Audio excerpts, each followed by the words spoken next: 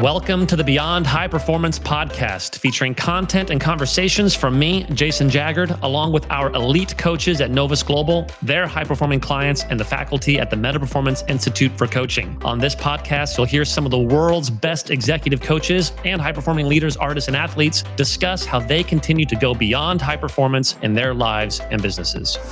To me, this is part of the fun of being alive, is doing the hard work to design a life as much as possible that generates wealth, that leaves a big impact, that allows you to connect deeply with people in a healthy way, that allows you the level of independence that you long for and the financial freedom so that you can be generous and have all those things, and to do it in a way that matches kind of how you're uniquely wired.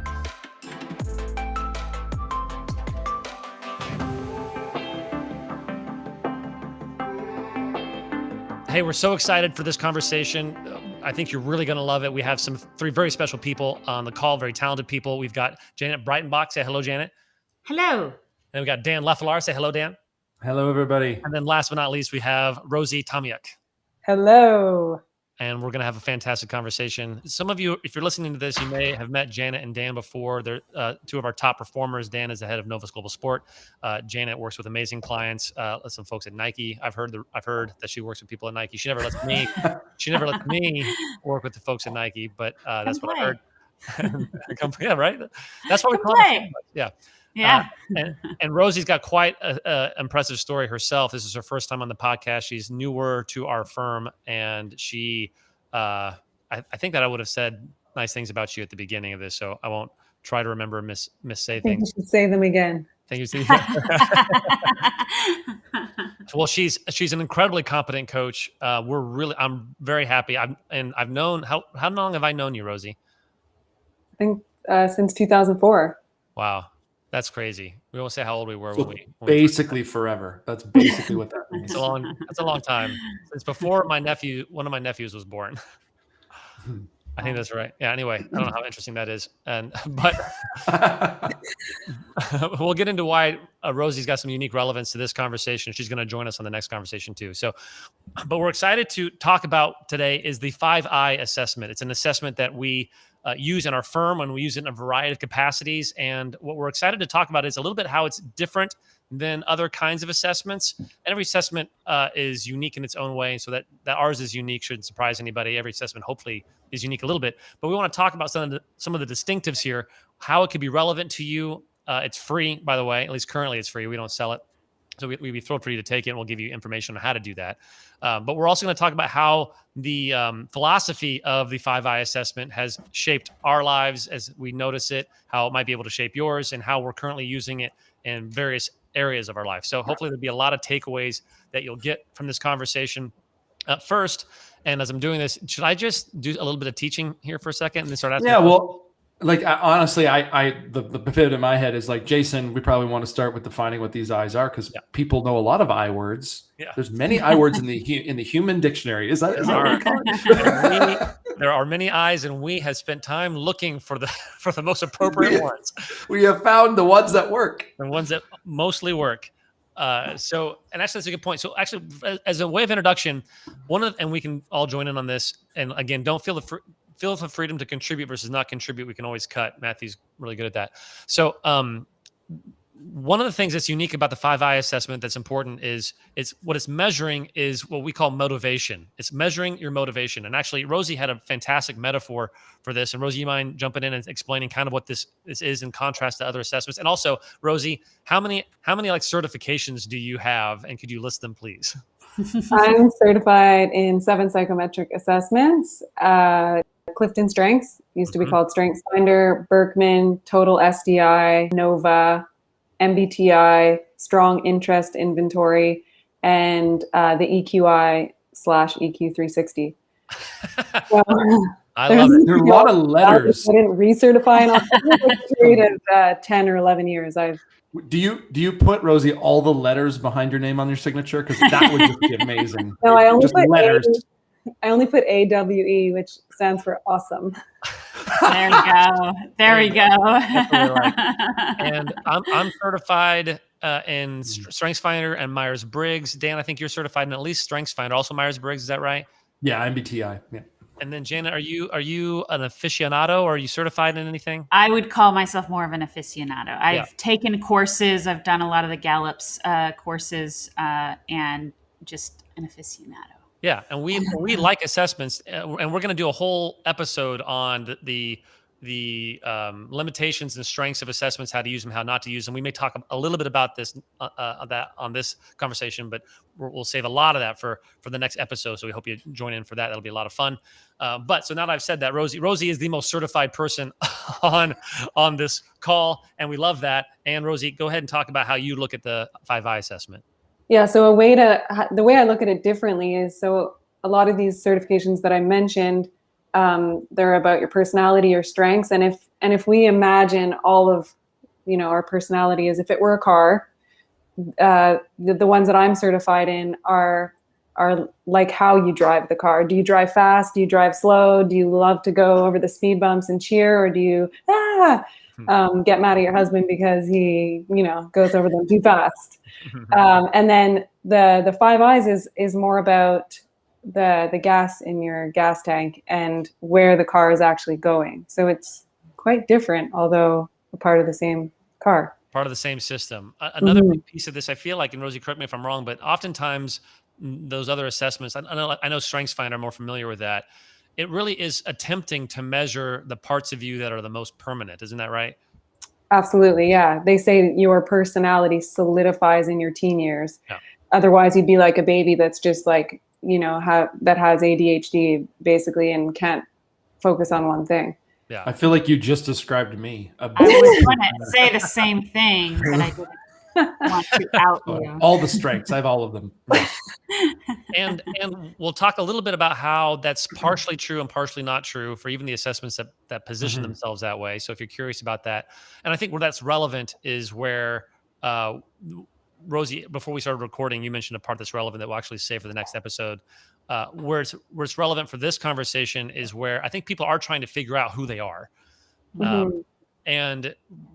And I have a little bit of a skepticism around assessments because, like, I think the people who build them really do their best to try to make it as valid as possible. So it's not like there's any snake oil going on or false advertising necessarily. But, if I didn't get a lot of sleep that night, or if I got in a fight with someone, I come in hot and angry, it's going to change how I interact with questions. It's going to change. So in some ways, it just comes with the nature of the experience that assessments have certain limitations on telling you accurately who you are. Also, with that, some parts of you are incredibly malleable, incredibly fluid, and honestly, those are just as important. The fluid parts of your personality are just as important as the permanent ones.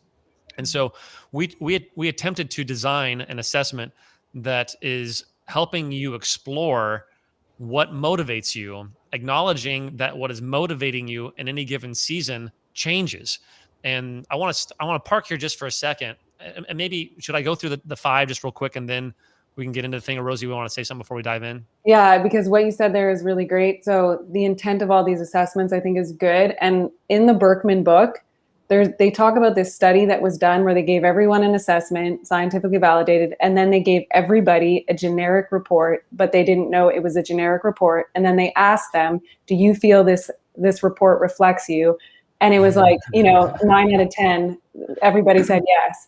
Yes. So we have this wiring in us to just want to believe the positive things that are said about us. And that's the risk, even if the assessment is really well done scientifically. Well, and not only that, but the desire to be understood. And I think actually, if you dig into the scientific literature, which we will on another podcast, we might not use this material right now, but the most validated traits are the big 5. And you can find that in most psychological textbooks. When you look at the big 5 elements, and go Google it if you don't know what they are, but if you look at those, most assessments are actually built out of a model that bases itself on that. So you'll find like those elements in every assessment for the most part. Yeah, that's really interesting. And you did say something that I wanted to ask about, Dan. What was it? It was I wanted him to elaborate on what people are Googling, because you just said the 5 big elements. So the big 5. So if you Google that, you've got I can't remember off the top of my head. The big 5. So you've got extroversion. Yeah. No, not the animals. Extroversion, agreeableness, neuroticism, and I can't remember the other two off the top of my head. But if you Google Big Five, we should just do it right now. And then extroversion, neuroticism, conscientiousness, agreeableness, and reliability. I believe. Yeah. So those are the most validated, peer-reviewed in psychological research, foundational elements to understanding permanency and personality. Yeah. So when you look at those five, in contrast to a lot of the assessments, basically a lot of the assessment world is repackaging of those conversations in different levels. So MBTI obviously has extroversion, introversion, but the way they define extroversion and introversion is going to be different than even the big five extroversion, what it means there. Yeah. So there's a whole, I nerd out. I took some psychology. I found that stuff really interesting, but those are what I love about the 5 I's is, to go back to your metaphor, Rosie, is it's when you think about gas in a car, there's lots of different gas options. So you got your premium fuels, you got diesel, you got ethanol, and so the 5 I's is really an articulation of all these different types of fuel, and you can burn fuel, empty the tank, and put some different fuel in. And that's one of the things that I think is really fun about this conversation, because it's not relying on, we're not focused on those permanent or more permanent parts of personality. We're talking about the dynamic part of it, which Jason was talking about earlier. Yeah, no, I appreciate that. And even as a way of introduction, it might be good to just connect this to some felt needs here. In my experience, oftentimes I'm very busy. I'm very active. I like to be, and not active like athletically. I think a lot of people who know me would know that. You're busy. I'm busy. You're not running around. I'm full of action. I exercised this morning, but anyway, I have a full schedule. Schedule. I like to be busy. I like to work in it. I like to be in it. I like to have a busy schedule. It's fun to kind of like go from one thing to the next and to be engaged and to be creating and working. And I like to work hard. And what's interesting about that is oftentimes I find myself getting tired, or sometimes I feel unfulfilled, or there's a little bit of why am I? Do I still care about this? And there's been moments in my life when something that I used to really care about, I find myself not caring about anymore. Mm. And I think sometimes with certain assessments, it's like, am I okay to change? Is it okay? Or do I have to hold on to a previous version of myself? Or am I allowed to evolve? And I don't mean evolve like become better necessarily. I just mean become different. Am I allowed to care about something else for a while? And I think in some ways that's what the 5 I assessment was born out of. First, it was noticing that people are motivated by a cocktail arrangement of different things. I think everyone is motivated in some way by certain things, but then everyone has a unique arrangement of things that they value, that are motivating them. That's part one. And part two is that those things change over time. Dan, were you going to say something? Yeah, well, because I remember telling this like an origin story, because it is one. One of the reasons I think we started down this path was you were trying to understand the motivation of your team. Yes. And you were trying to assess like, hey, I have all these people working together and they're driven by different things. And I know their strengths and I know we've done some different assessments, but I'm not sure what's really driving them right now. And how do I help, especially if you're a leader trying to serve your team? How do you help your team? Well, you help your team by acknowledging and getting connected to what they're being motivated in that moment, because that will help you understand their behavior. Yes, and there was like that's. Thank you for saying that, Dan. I do remember there was like this invisible tug of war. I felt with different people on the team. It's like, why are we like two opposite magnets? Why are we missing each other? Why are we moving past each other, talking past each other? And it was like it seems as though we value different things. It seems not good or bad, just it seems as though we have a different set of values or a different set of motivators right now. And sometimes other people's motivators would frankly scare me a little bit because I didn't know what that would do to the team. And other times motivators would really excite me and we felt like we were on the same page. And so it was, we created this, we started writing down in a sense what different people are motivated by. And there seemed to be 5 dominant motivators. And then we put that together and we said, okay, how do you start measuring this? What are the attributes of people who tend to be motivated by different things? So I think it might be helpful to go through what we've decided are the 5 I's. I think we should keep talking about them without naming them, just so people can try to like guess the whole time. So, and as we say this, a couple things. One is I think all assessments are like this, but certainly for this assessment, this assessment is the beginning of a conversation, not the end of a conversation. And that's really important to us. I've designed actually a few different assessments. I actually designed a dating algorithm to find like a compatibility matrix to find if you're compatible with people. And when I built it, it kind of intimidated people because people were like, so do you like if you fill this out, then is that dictating your life? Is that like the thing that's controlling your life? And I was like, no. It's more designed to create a conversation so that you can explore, because you can still, wake up tired or be angry or having gotten a fight or whatever and fill that out in a wonky way.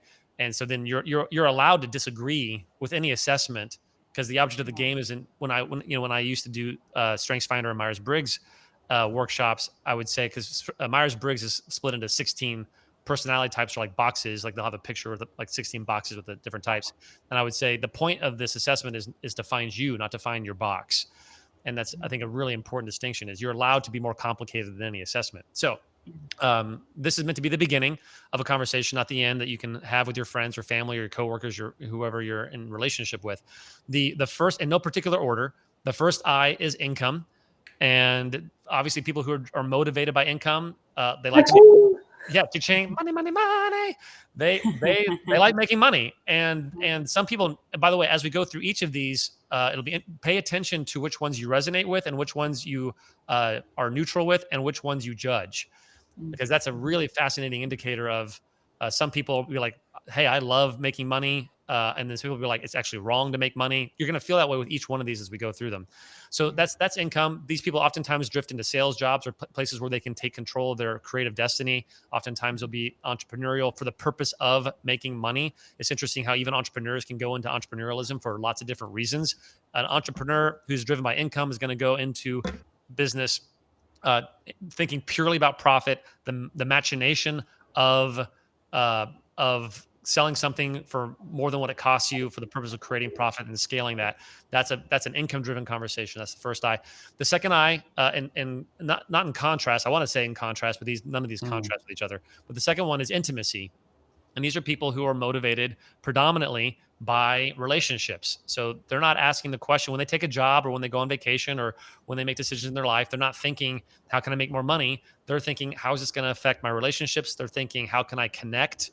How can I make sure that I always, they put a lot of energy versus putting energy into making money at the expense of relationships. And they may put they may spend money and cost them income to enhance relationships. And so that connection, that thing is really important to them.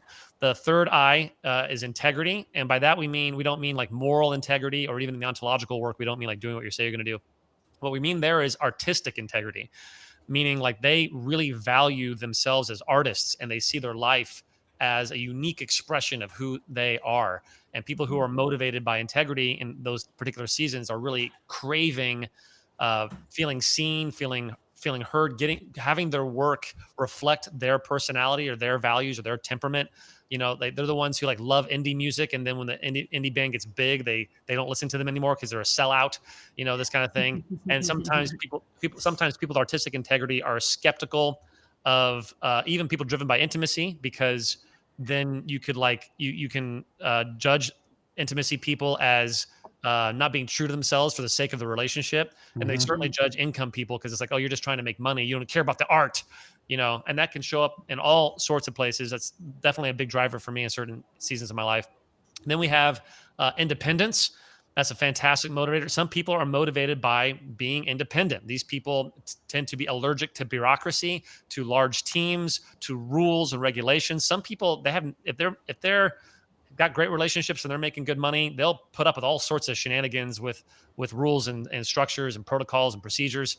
People who are driven by independence in whatever season they're in, they do not like that. They are like, no, I want to be free like the wind, even if that diminishes my money, even if that means I have to be a little bit of a loner, even if that means that I don't have the freedom to create exactly what I want to create. As long as I get to do what I want to do when I want to do it, there's a really fun energy and rush that comes with that. People who like leave their businesses to start their own thing oftentimes are in that moment, in that season, are driven by independence. And then last but not least is impact. And that's one that pretty consistently resonates with me over long periods of time. But I could imagine a situation where that might diminish, like if I had a family or something. But people with impact or driven by impact, their desire is to make as big a difference in the world as possible. So they may not care about money. They may not care about relationships even. They may not care about it being a unique expression of who they are. They may not care about being independent. They'll sacrifice those things in order to make a difference, in order to see their fingerprint in the world. Go ahead, Dan. I have a question about impact, actually, just off the top. Is impact more about scale, or is it more about, like, I'm thinking width versus depth? So are there, as somebody who's driven by impact, let's say I really want to impact my children, is that intimacy or is that impact? That'd be like a cocktail of intimacy impact. So generally speaking, intimacy is going to be the depth conversation, and generally impact is the breadth conversation. Not all the time, but generally speaking, that's how that works. Yeah. And I asked that question because even as I've processed, depending where you live, the 5 I's with clients and in my own life. And I think we don't think of these I's as independent things that float independently of each other. That's a Venn diagram. There's overlap. There's a cocktail, like Jason was referring to. So it's important to begin to think of them as elements that play together, not as monolithic, separate, boxes necessarily. Yeah, that's right. So now that you've got that out of the way, one of the things is, as we did this kind of verbal assessment, one of the things, if you're listening to this, you can ask yourself is, as Jason was talking about each of those 5 things, which of the 5 resonates with you most, and are there any of the 5 that repulse you, or you judge maybe when you see other people doing certain things?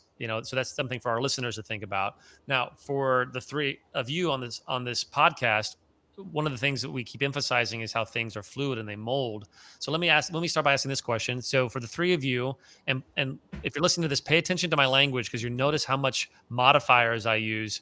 And I think that allows us to protect the permanence and fluidity of what it is what we're talking about. So Rosie, Dan, and Janet, in this season, what would you say, or maybe your top 2 or top 3 motivators according to the 5 I assessment for you, like during this time? So for me, right now, it's interesting. So like I said, in this particular season, especially in the last month, they have changed, and income is still my number one, whereas I would say about 5, 6, 7 years ago, it was impact. And impact is still high up there because, and when Dan was talking about impact, is that expansive, like far and wide, or is that deep? And I was thinking about how with coaching, I get the immediate result, the satisfaction, the fulfillment of seeing someone's life or reaction in a phone call. Whereas some of my clients, they put impact up high, and maybe they're a CFO at a nonprofit that's doing great work, but they never get to actually talk to people who are being impacted and they feel drained. So I think impact is still up there. Impact is still up there. Yeah. But interestingly enough, independence was ranked second for me this last time, which it used to be like number 4 or 5. Mm-hmm. And I think it's because of the season that I'm in. I just got married. I took off 10 to 12 days to go to Guatemala.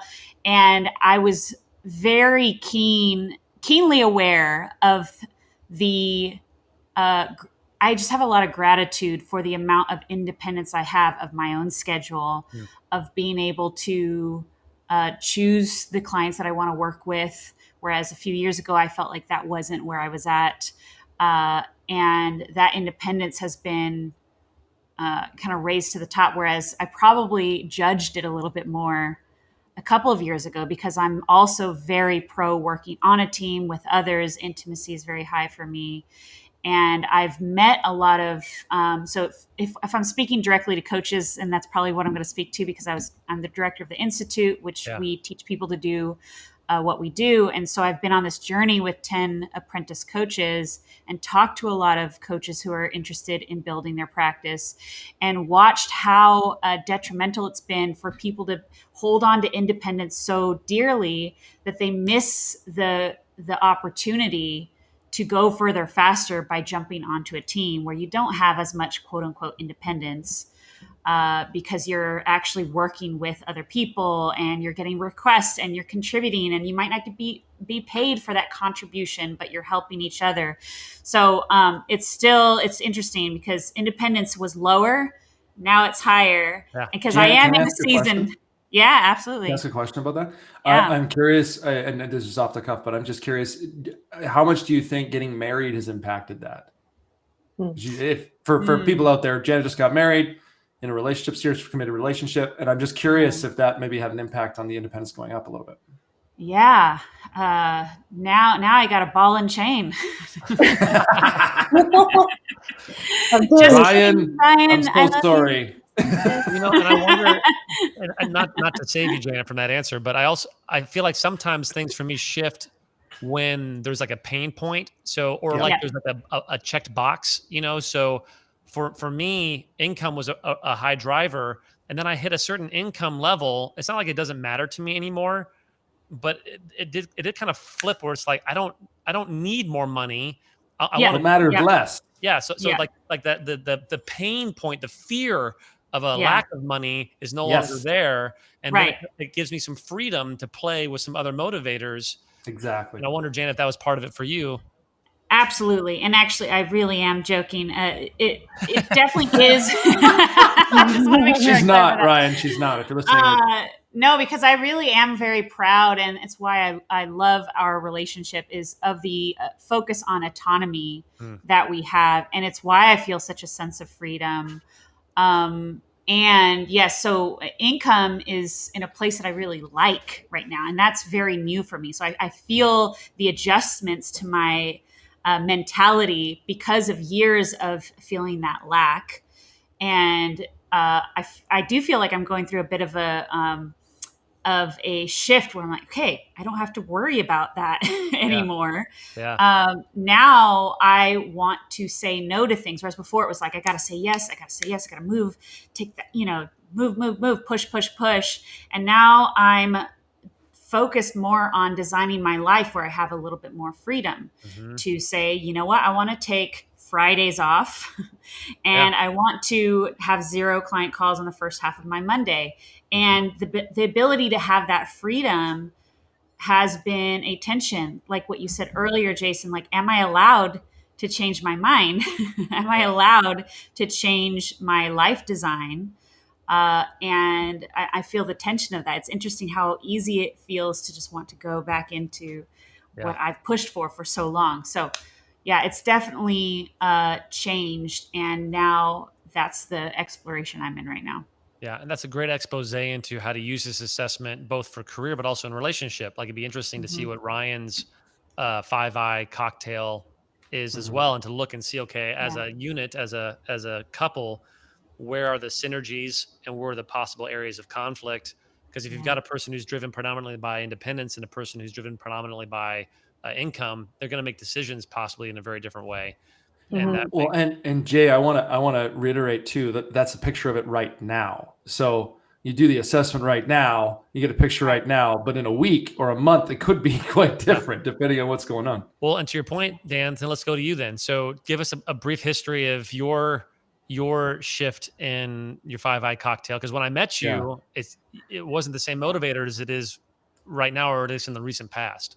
Yeah, well, like in 1984 when I was born, I'm just kidding. Go really far back. All the way back. Go all the way back. Pretty sure it was intimacy. It's just skin to skin. A lot of that going on. Just want to be close to mom. Yeah, exactly. I got 3 kids. I get that. And Rosie's a mom too, so she understands. No, I think it's interesting because I think back about to my family of origin and some of those dynamics, and then some of the other jobs I've done in my life.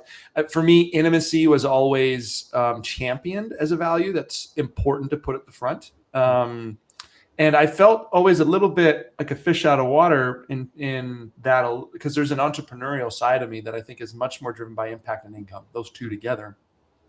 So over the period of my life, like I went and did a really academic degree, that sort of, there's an impact element there. There's a little bit of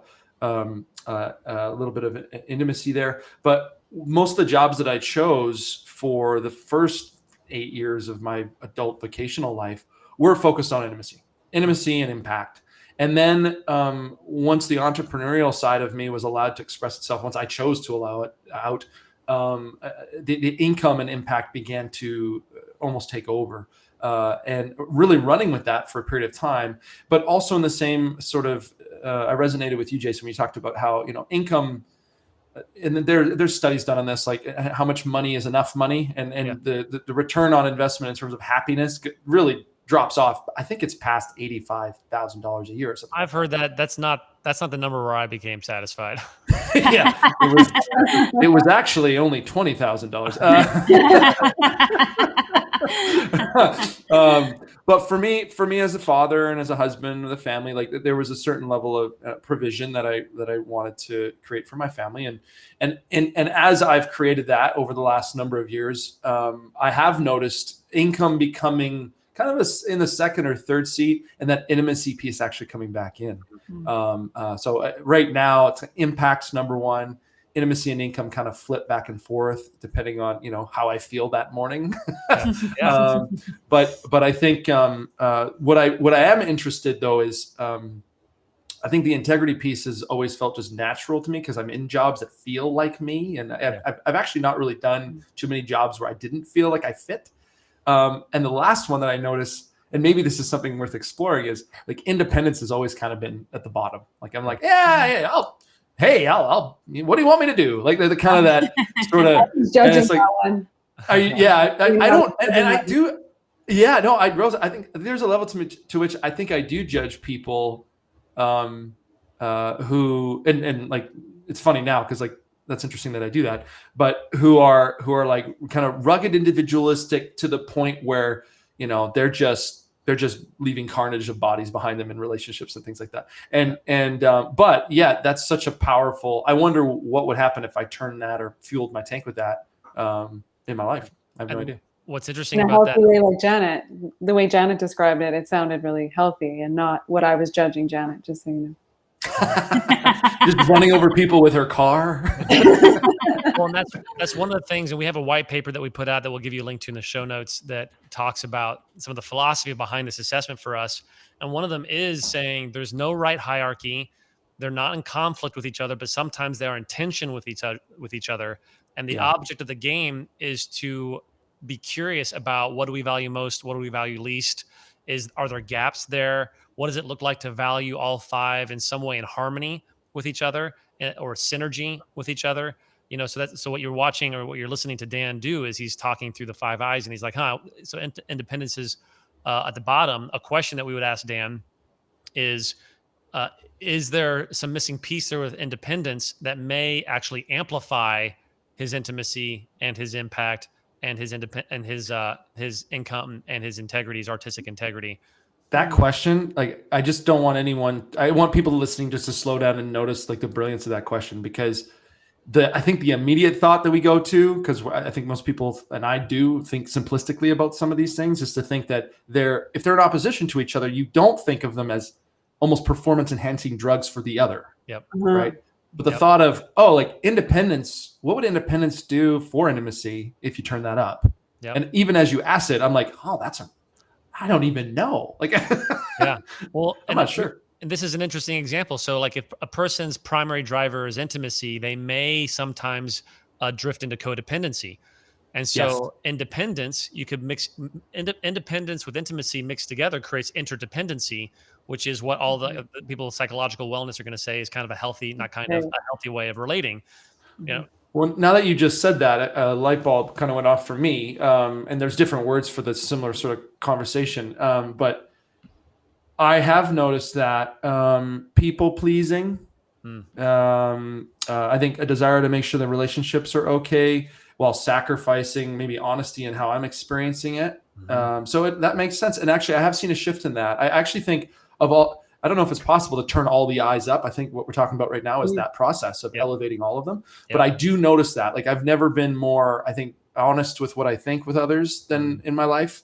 And at the same time, I've also never felt more connected to people because I've been that way. Yeah. But also sometimes relationships as a result haven't continued. But I think as a leader of people, as a father, turning all of them up, I've seen the benefit of that. So that's great. That's a good point. Rosie, I have a question, and then I'll share mine. But Dan sharing made me think about, so he talked about how intimacy was there at the beginning, and then things shifted, and he went into income impact, and then saw himself, achieving the desire of those, the pleasure of those motivations. And then he's noticed he's come back to intimacy.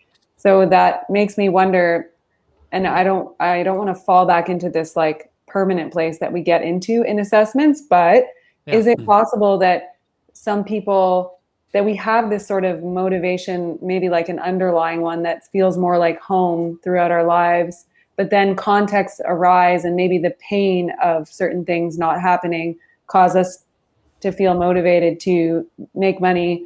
And then once we like make that happen, we come back to one that was there.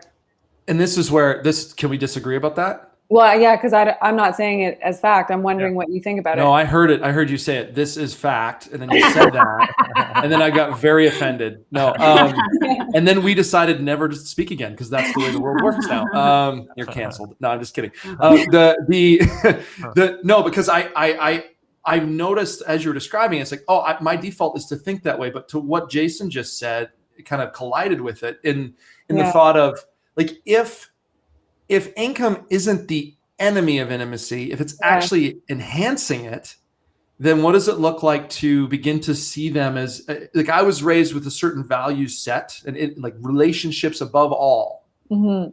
Not really, but that to me is a very simplistic way of thinking about relationships, as opposed to going, well, what if income is a way of actually enhancing relationship? And so that's where I think maybe this is more of a nuanced conversation than just a simple sort of like, you're in this category, you're in this category. And I can imagine what Jason is thinking right now, but you can tell me if I'm wrong, Jay, in terms of like, well, we don't know, like both could be right. You know what? I think that is a piece of what I was thinking. And Rosie, what I'm curious about to wonder alongside of you is at what point does that question matter anymore? So not that it doesn't matter. I don't want to ask that in a way that supposes that it doesn't matter. But like if I don't mind saying that there seems to be a place that I keep returning to for reasons that I'm not entirely sure. Sure. Yeah. I do have a little bit of an allergic reaction. I'm excited for a guest next week who's an expert in personality theory to talk about this, so we can ask him this question. But I'm a little allergic to anytime, as soon as you say that part of you is fixed, what that does to how you relate to it. I wonder if it's not worth it to just say, yeah, that's one of my favorite golf clubs. But I don't know, like Rosie, what do you think? Well, let's look at my life. Maybe if I speak from personal experience. So I look at how I'm motivated right now, and I'm motivated most by income, second by impact. Mm-hmm. And when I look at my context, it's like, I was on mat leave, so my income decreased. COVID happened. My husband lost his job, has a wage subsidy. So, we're doing okay, but our income significantly decreased. Then he decided to go to pilot school, which is hugely expensive. And we decided to buy a second house and have like 2 income properties. Like we just stretched ourselves financially. So I wake up in the morning and I go to my cash flow statement and it's like, I am managing that and motivated by that, like in a major way. Yep. Now, of course it wasn't always that way. I'd say impact was higher. And I think artistic integrity is something that like, I feel like it's like under there, but what comforts me, and that's what you said this earlier, Jason, that like, well, it's not motivating me right now, but like, I'll go back to that instead of saying like, I lost who I am. Like I'm somebody and now like I've let her go. It's like, well, I see that I will go back to artistic integrity at another season of my life, but in this season, I'm not. And that kind of feels lighter. And I like it, but I feel that I will go back to artistic integrity again. I could be wrong. Well, something you just said, and now I feel like we're going a little bit off script, which is fine. So we could cut this, but okay. I wanted to say it because I didn't want to lose it. It's almost like there's a level of pain that creates an attention to the eyes. And then if you can get them over a certain threshold, Then it's like you go to another level of the video game and you play with them in a different way. And then when you get over that threshold, there's a whole nother way of maybe synergy. Synergy is such an obvious word, but synergistically, I just made it sound smarter. Like almost like a helicopter blades, like it creates more lift. So that might be a whole new way to look at this stuff. But the guy in the white paper that Jason writes about, Mr. Apatow, or I don't even, sorry, who is it, Jason? But Judd Apatow, Judd Apatow. He's always like, he's always motivated by income, no matter what threshold he gets to. So that's interesting as well. Yep. That he didn't hit that target that you're talking about. Yeah. In the white paper, just for our audience, I tell the story about Judd. I was at an event with him one time, and he was talking about, he was doing a Q&A or something, and he was talking about how it doesn't matter how rich he gets, he's always scared of being poor. And so he keeps making all these movies. I think someone's asked him, why do you keep, like, are you going to take a break or whatever? And he's like, I can't take a break because I'm just terrified, because he was poor once and that stuck with him. And it's funny, when I heard that story, I can't remember how many years ago I heard him tell that story, but that resonates with me a little bit, because my motivator for income kicked in during the lowest part of my life when I had the least amount of resources. And then it kicked in hard. And then I kind of got used to it, and I saw what it gave me, and how being motivated by income in some ways opened up other possibilities for me that I really enjoyed. And then I got to a place where I was like, now this feels constrictive. It felt like it was additive for a while, and now it's kind of bothering me a little bit. Now what do I want to do with that? Janet, you're going to say something? Well, yeah, which feels like a fun place to play with. When are your motivators? I hate using the word healthy or unhealthy, but sometimes our motivators are out of passion, and sometimes our motivators are out of maybe scarcity or maybe a simple way from our past. A simple way of saying that is like, what is the motivator currently doing in your life right now? Because like, actually, Jay, when you said the income piece, I actually went back. Like, I think one of the reasons why intimacy has come back up is because of experience of feeling lonely, and that part of that is COVID and a bunch of other things going on, but a similar sort of experience. That's good. Rosie, go ahead and I'd love for you to throw your hat in the ring. Yeah, the rest of them. Kind of historically, where were you now? Were you not? You touched on it a little bit, but well, I think I'm at income now because of all of the stuff I had mentioned, and I, as I did the actual assessment. So just thinking of people when they take the assessment, I think you'll probably notice that all of them can feel that they apply to you, and it can be tough at moments to see which one you place as number one and which one you place as number five. So I see them all alive in me. And again, I'm thinking about like how to cause synergy between them, rather than the risk of like, I'm so motivated by income right now because of the stressors. Like, it is the pain that is present for me right now. It's not the pleasure, it's the pain. So I think that's another important distinction to think about. And so in that like fear of scarcity and limitation that I'm currently kind of waking up with,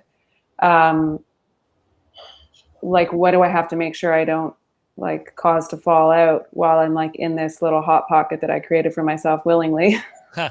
Yeah. Like, how do you hold on to the things you care about in different seasons? And I think, Janet, you used healthy, unhealthy, and I get like how we would maybe want to stay away from the moralization, but also there is and I just bring this to all of the things that I do anyway. There is a moral component to a lot of the work that I do. And I think one of the reasons why our coaches resonate with our culture is because there's at least a marginal shared moral framework that we're operating out of. And I think for a long time, I remember when I lived in Culver City with Thomas Bush, who's another guy in our community. And this is in a time when I couldn't pay rent. So he was letting me live in his place for free. So this is over a decade ago, or about a decade ago. And I got really excited about the idea of maturity, and what does it mean to be mature and how you hold certain things.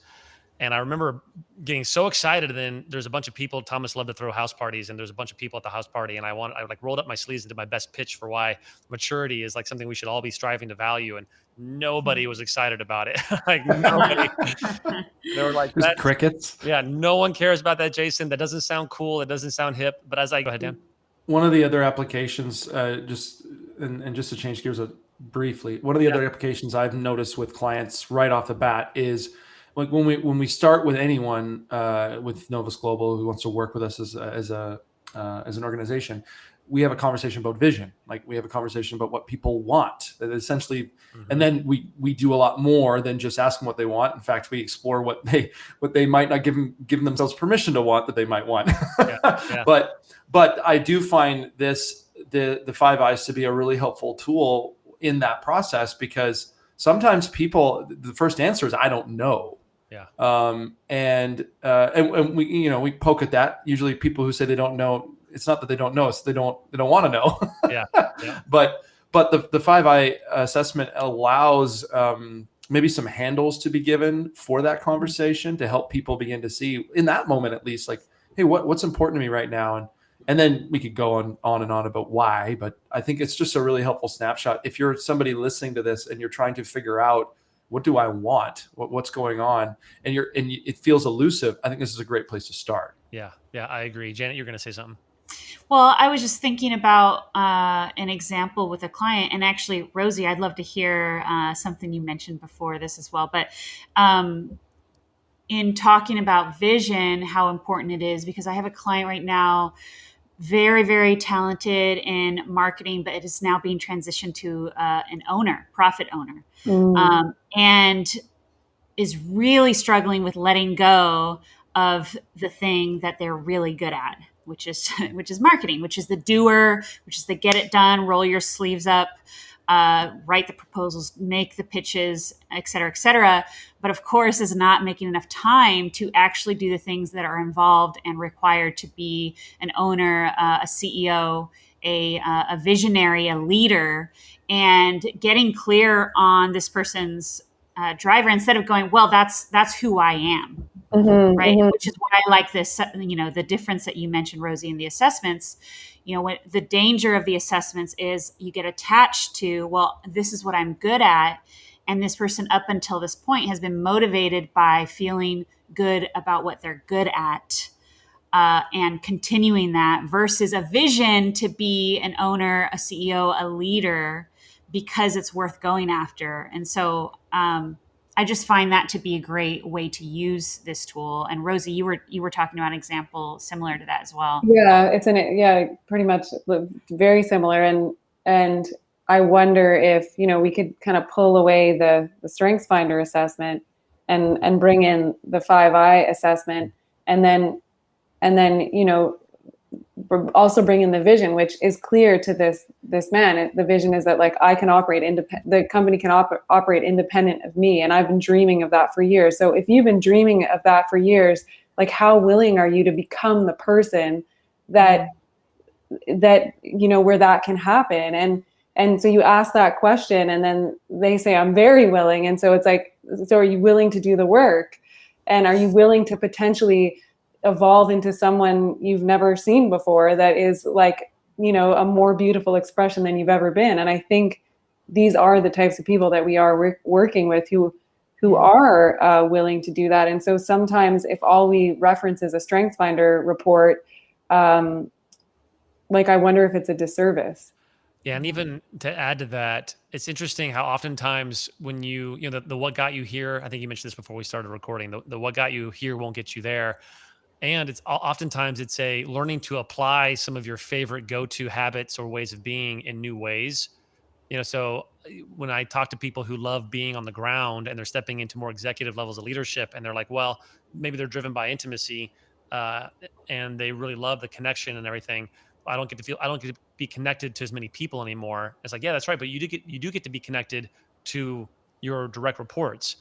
And so now you get to flex your relational muscles with a smaller group of people and go deeper, more powerful way versus the broader way oftentimes. And because, people want to keep, go ahead, Janet. Well, I was just going to say, for those of you listening, thinking you're still not sure, or you even hear, I've had almost every person considering becoming a coach or delving into, joining our firm or taking one of our programs. When I ask them about income, they almost all say they want income. And especially often because they've been struggling, it's a tough world out there to do it by yourself. And I just had the thought of, if you're not sure what your motivators are and you're conning yourself, just look at your actions. Because your actions will really tell you what your motivator is. And I think I've met a lot of people who con themselves into thinking, no, I want money. I just can't get it somehow. For some reason, it doesn't come to me. And it's like, well, that's not actually what you're motivated by. You might want to look at your actions, and that will tell you. Yeah, that's really good. And usually when I meet people who are, not all the time, there's exceptions to this, so be careful. If you're going to get offended by what I'm about to say, just take a pill.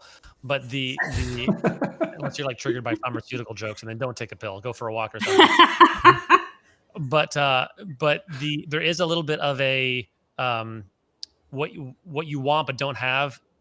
There's usually a judgment there that you're not aware of. Yeah. Anything that you think that you want that you don't have, what's the judgment that's getting in the way? And the 5I assessment can help you begin wrestling with what some of those judgments might be. Also, I like what you said too, Janet, in terms of paying attention. You didn't use this word exactly, but paying attention to drift. People tend to drift into things and not pay attention. And I'm a good example of that. I think oftentimes impact is a big motivator for me. I think, Rosie, you and I are similar in this way. Impact is a big motivator. And then I discovered that you could buy things with money. And I discovered a career kind of on accident that was lucrative, and I never really meant to, when I got into coaching, for it to be the kind of revenue generator that it's become for so many of us. That was never really the intent.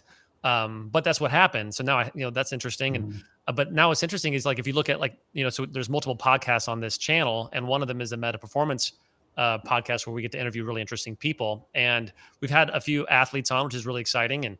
And I would recommend you go listen to those. Those are like Super Bowl champion and Cy Young winner, baseball, those types of things. And then the ones that I really get excited for is like talking to Linda Wolverton, who wrote Beauty and the Beast. And I'm like trying to get Andrew Stanton on the thing. And I keep like drifting towards, and like my favorite days in the office, I love working with my clients, and I love it when we have an amazing session, and that's very exciting. But also, the Global Leadership Summit is asking us to create some content for their summit, and so I got to like pitch different storyboard ideas and hire director and producer and work all of these things, and I got to get up early to give feedback on things before the deadline. We can export it, and it's going to be shown in front of 500,000 people. And there's obviously an impact piece there, but also I would not get up at 6 a.m. Like if a client was like, "Hey, Jason, can we do a session at 6 a.m.?" I'd be like, "No." But if Linda said, "Hey, Jason, I want to pitch something to you before I take it to Apple because they're making a show of mine, would you get up at 6 a.m.?" I'd be like, "Yeah." And so it does reveal a little bit. And Rosie, I know you have a musical background and that you performed. Did you perform at the Olympics? Where did you perform your guitar for, like the Queen of something? What did you do? Yeah, in front of like the Olympic Hall of Fame. And I think, no, the Queen wasn't there, but she was watching on Zoom. Canadians there. Yeah. So, she was watching on Zoom. And actually, I think all of us have an artistic bent, knowing each of us personally. And so it's just fun to see that come out and to pay attention to that. So I'm asking, so this is the question I'm thinking is, okay, how can I bring more of that artistic experimentation, innovation, creativity to coaching so obviously now we're making, I love that. Right? We're making content. Like even this podcast I love this podcast. I love it so much. I'm so proud of all of you. I love listening to it when I'm not on it. And I get so excited that we made this thing. It's like a creative piece of art that we make. And it's a way of me gene splicing our passion for coaching and impact and doing it with my friends. Sometimes this is the only time we get to see each other during the week, So it's a way of bringing all this together. Well, Jason, what I love what you're saying is, and I, again, thinking of our audience and thinking who listens to this podcast are people that are asking that question, what am I capable of? Yeah. And how this assessment has challenged me. And when we look at like the idea of synergy versus tension, it's like, hey, like right now I'm motivated by income, but you know what? My guitar is like on the wall over there. And my little baby boy is right there. And like, there are ways that I can honor all of them if I just care enough, if I put in the effort to think creatively about how to make them all flourish. Not that we need to do all and scatter ourselves, but we can definitely create more of it in our lives with some intention. Yeah. It's funny, Dan, was that why you were fiddling with a Rubik's Cube earlier? Because it was like, that is a perfect metaphor for what we're doing, trying to make the Rubik's Cube. And Dan impresses his children regularly. They give him, they mess it up and they give it to him, and then then he did it. Solved it for them. But just to be honest, it's a 2x2, not a 3x3. So it's kind of the Rubik's Cube for beginners. Yeah.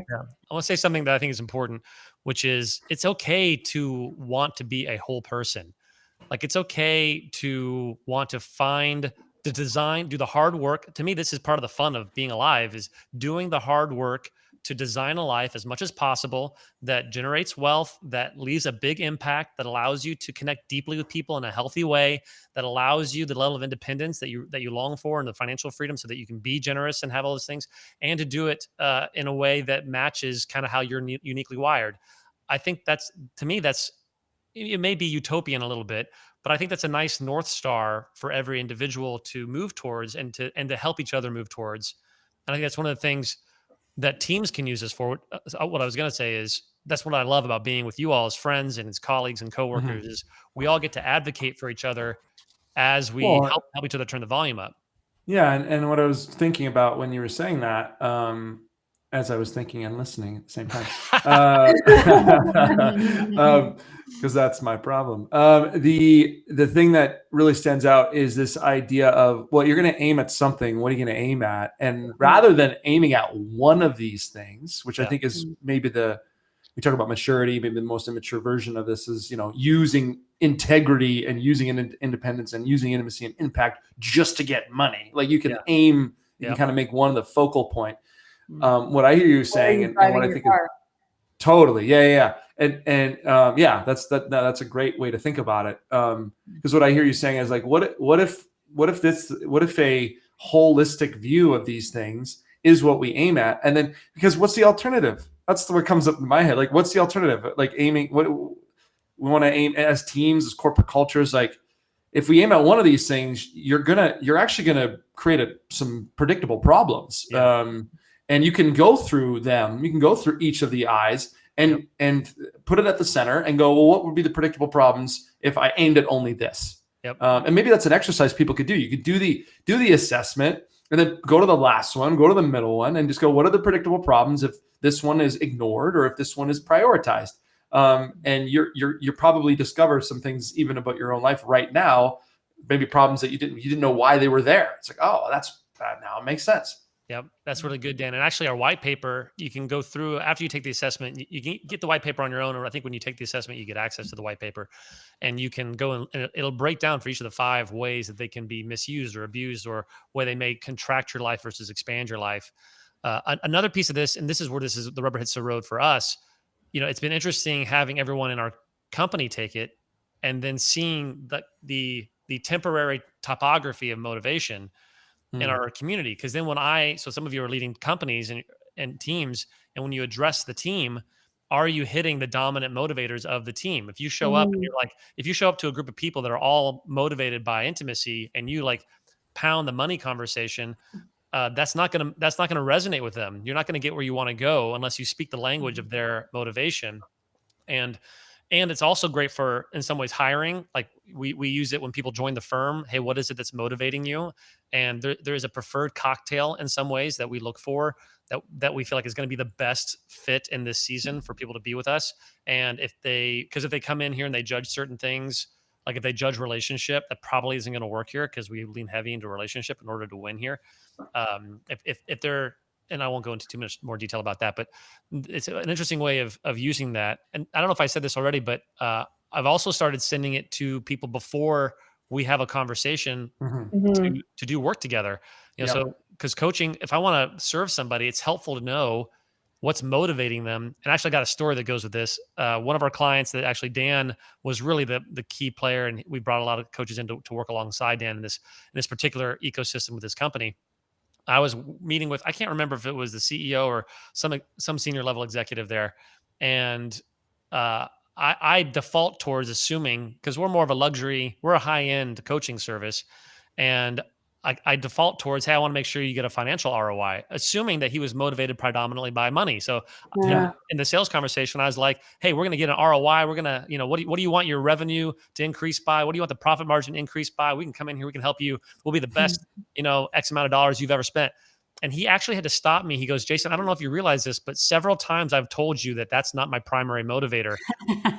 he's like, and he didn't have our language. This is before the assessment existed. So he didn't have our framework, but he was like, Jason, I want my executives to take their wives out to dinner and their husbands out to dinner. I want my executives to like go to a baseball game. I want them to have some detachment from work, a life, and like some independence and a little bit of integrity mixed in, a little bit of intimacy mixed in. And so I was drilling hard selling this one thing, and he wasn't buying. And once we got me out, and I think Dan stepped in and was able to serve him with the language that he was actually wanting. We designed the contract to give him what he was asking for. It was like, so that's what he wanted. Yeah. And well, it's funny too, because that leader, it's interesting because now that I'm glad you reminded me of that story.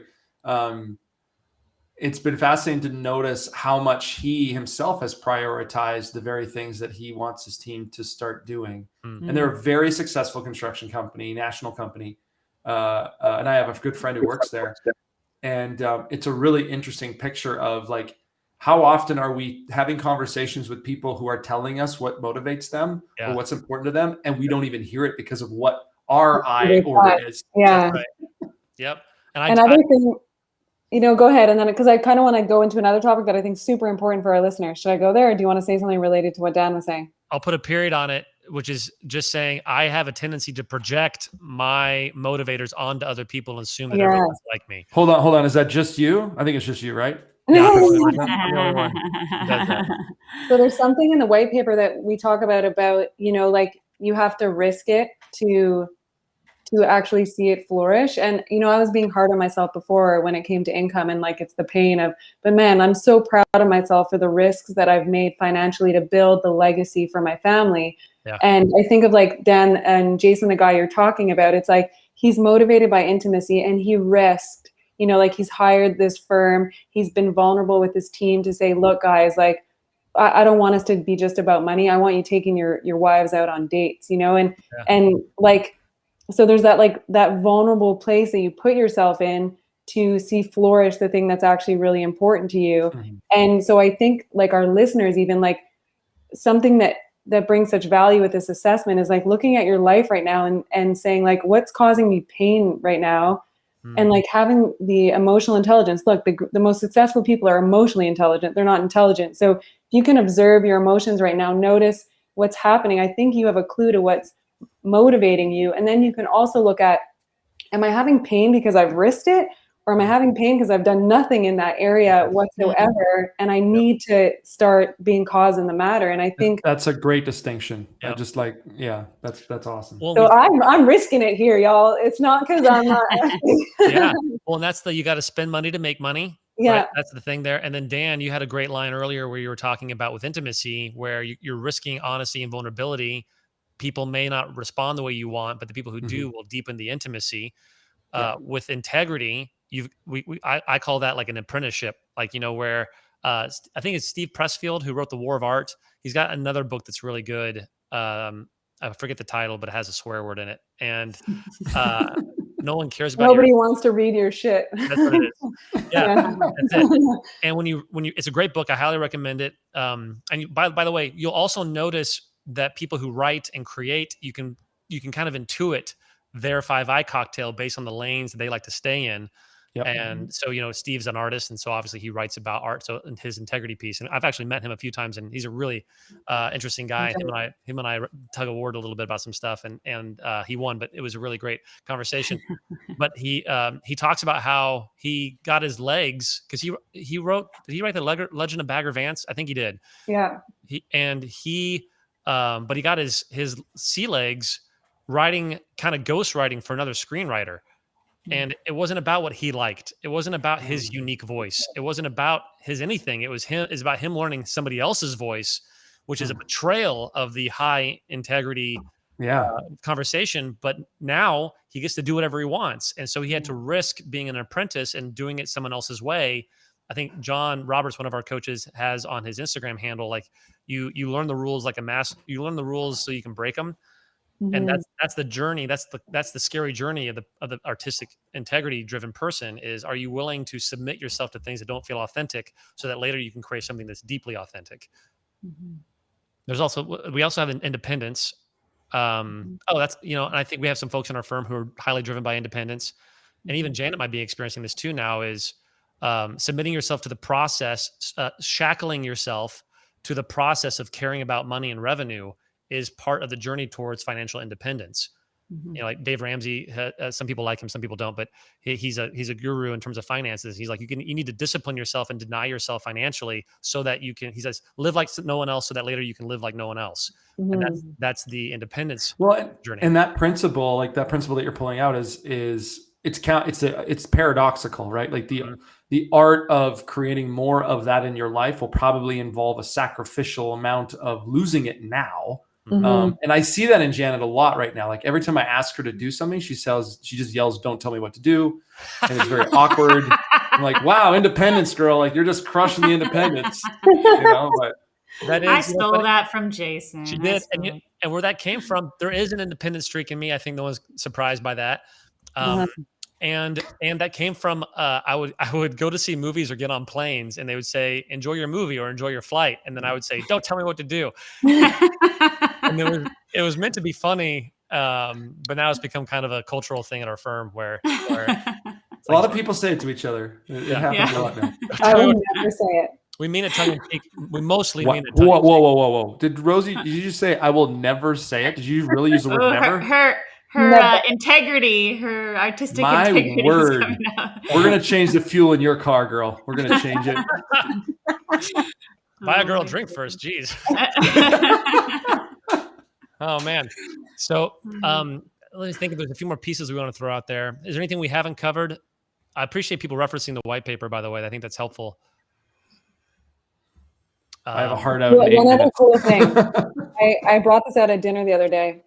And another pain point that you could potentially encounter, thinking of the listeners, is so my one of my best friends, she's a really successful real estate agent. She flips homes, and she also happens to have just bought her dream home, her forever home. And she's noticed something, which is that flipping homes, like remodeling homes that are not my own, is like, whoo, like artistic integrity, like expression. Let me go and do this. And then I am creating my forever home, and I am having the most painful experience picking what color I'm going to paint the doors and what is my kitchen exactly going to look like. And so we talked about it, and she's like, I see, artistic integrity, that's what it is in the remodels that aren't my home, but in my home, it's impact. And I'm thinking about my daughter, and when she grows up, and like, where am I going to put, like, what's the internet going to be like in 10 years? And how do I wire her room so that like we don't have to bust holes in the wall in 10 years when technology is different? And so it was just interesting. And I saw her sort of like settle into the understanding of why it was easy in one area and not easy in another area. And that was because she had different motivations in different contexts. And so we all have different contexts. Maybe we have an overarching motivation for all of the contexts, but we do have different pockets in our lives where we can be motivated differently. And so if in one area it feels easy and in other it doesn't, maybe, take a look at the 5 I's. That's a really great point, Rosie, in terms of if you're ever struggling for something that should be something that you usually enjoy, can you rework it to be more resonant with another eye that might be more important to you? I think that's really powerful. Well, Janet, you want to say something? I was just going to add, I think that could be a whole conversation as well around what are the different areas. Because Rosie, you just made me think of how I have very particular thoughts about certain things in my coaching practice. Mm-hmm. And then I have a personal assistant right now who will kind of restock my house. And my whole motivator there is I don't want to have to think or pick anything. Yeah. I don't want to take up any mental space. So I'm like, you pick the brand of toilet paper, you pick the everything. I do not care there. And so it's interesting to see how those can play with each other as well.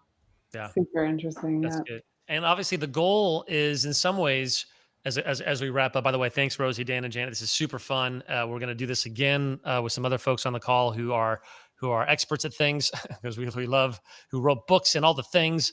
But the goal is we really, I think all of us together care about living a life that's deeply fulfilling, but also deeply a gift to others. And there's just, this isn't necessarily relevant, but there's a saying: don't ask what the world needs, ask what makes you come fully alive, because what the world needs is people who are fully alive. I actually hate that quote. I really do. Put that pressure on me. Yeah, it was Rosie who said it, right? Your quote, right? Yeah, I don't like that quote. I think that Joseph Campbellian, "Following your bliss," is a breeding ground for narcissism. However, Frederick Buechner has a great quote that says, "Devote your vocation or calling is where your greatest passion meets the world's greatest need." Yeah. And it's that X and Y axis of finding deep fulfillment and deep generosity.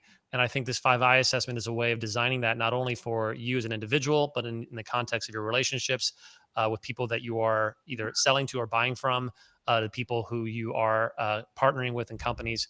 And our desire for you is that you could use this to help bring more fulfillment to your life, not only so that you can feel good, but also so you can do good and be good at the same time. So thank you, Rosie. Thank you, Dan. Thank you, Janet. Thank you, man. It was great to be on this conversation. Thank you.